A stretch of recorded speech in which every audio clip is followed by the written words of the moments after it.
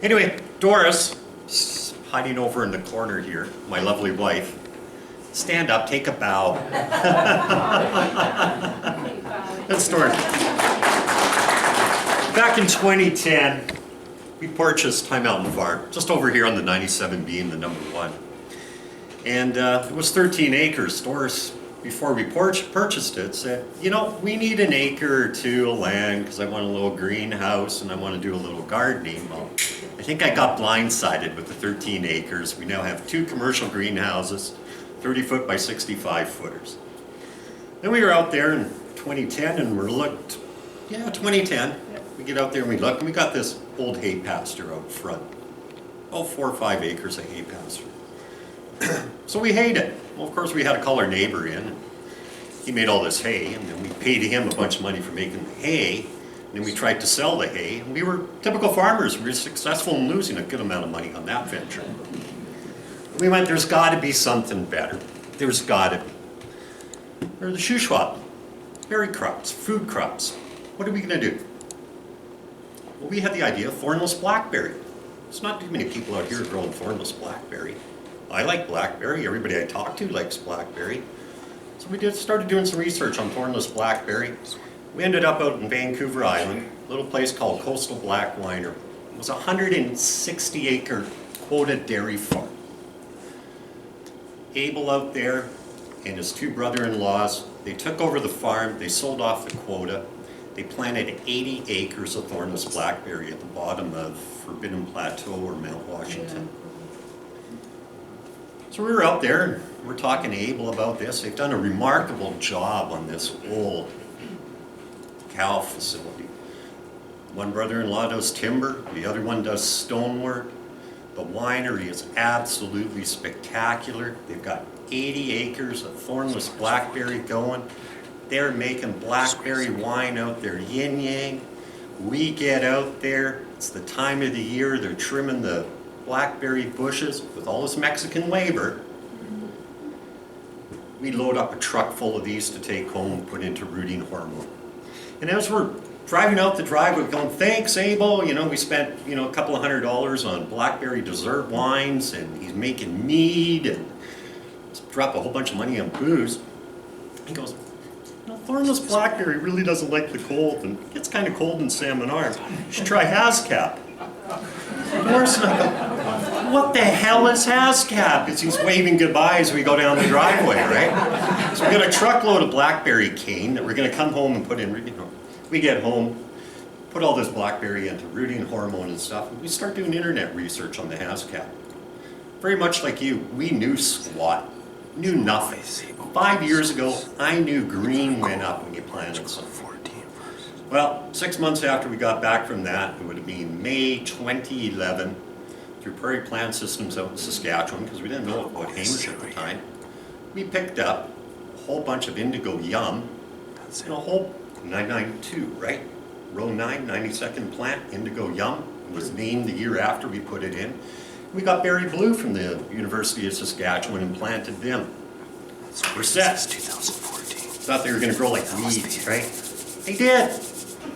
Next spring, they were great. They were a nice size. They were 1.5 feet up out of the ground. Nice little branching coming out. That first purple berry. Doris, come on, the first purple berry. What's it going to taste like? Remember what Bob was saying, if they're not purple the whole way through? Doris turns to me and goes, oh my God, what have we done? We just wasted all this money. I'm going, no, they got to ripen up.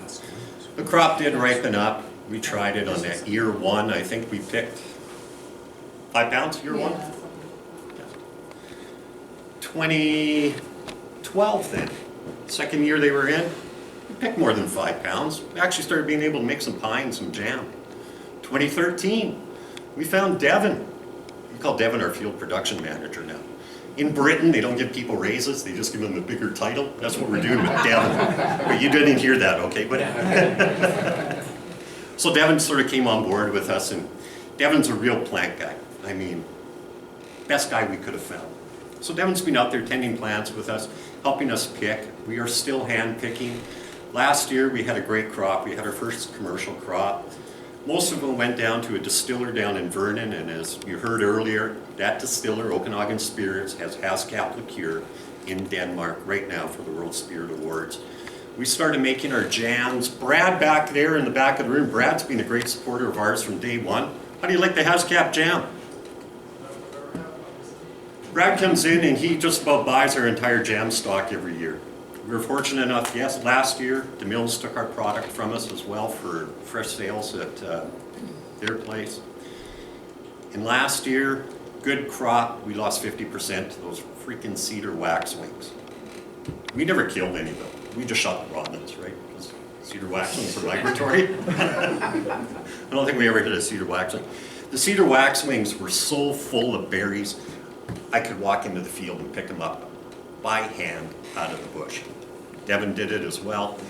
When you got them in your hand, it's pretty hard to get rid of them. You know, you throw them back into the bush and then they fly back in. This year we've bought bird netting, so we will be bird netting our field with 1/2-inch squares. The market has exploded. We're fielding phone calls from all sorts of people. We've got ice cream places in Calgary that are interested, other distilleries, other wineries. We know what the potential market is worth. We want to share that. That's why I helped putting this on. One of the things I've noticed is you go down in northern Montana, northern Idaho, huckleberry is a really big, big revenue generator in those areas. Huckleberry wine, huckleberry pie, huckleberry jam, huckleberry this, huckleberry hat, huckleberry belt buckle, huckleberry runners, huckleberry socks. I mean, huckleberry on everything. We started looking and going, you know, 1,000 plants per acre, 8 to 10 pounds a plant at maturity. We've been successful at 15 bucks a pound farm gate sales, 12 bucks a pound wholesale. Let's drop it down another couple of bucks, 10 bucks a pound. There's potential there, $80,000 to $100,000 an acre. For a small acreage guy, that isn't bad money. Will that price stay there? We're not sure. But we're going to try and keep it there because it's a premium product. It's a unique berry. There's not that many of them around. So this is why we started this here. I'd like to see Salmon Arm become the Haskap capital of British Columbia. Why can't we do it? Brings in agritourism. If you have a small acreage, which fits into John McKay's farming strategy plan for out here, that small acreage owner can now generate enough revenue, he can get a tax break on his 1 or 2 acres that he plants. You can't do that with chickens. You can't do that with beef anymore because you can't slaughter it on your own property. So I look at it and I go, there's a lot of potential here. This is why we wanted to share this experience today with you. We'd like you to come on board. We can supply you plants. Hamish can supply you plants. We brought 2 of the best guys into the Haskap industry out here to talk to you. Think about it. That's all I need to say. I hope you enjoyed the day. I really want to thank the Ministry of Agriculture from BC, Blaine and your office, the Growing Forward Program, Canada government. We've got the Capital Regional District, Columbia Shuswap Regional District, Salmon Arm Economic Development we need to thank, Farm Credit Canada, we need to thank them as well. We've got some big names supporting this. I think it's going to be good. Thanks for attending. We're going to open the floor to Bob and Hamish for questions.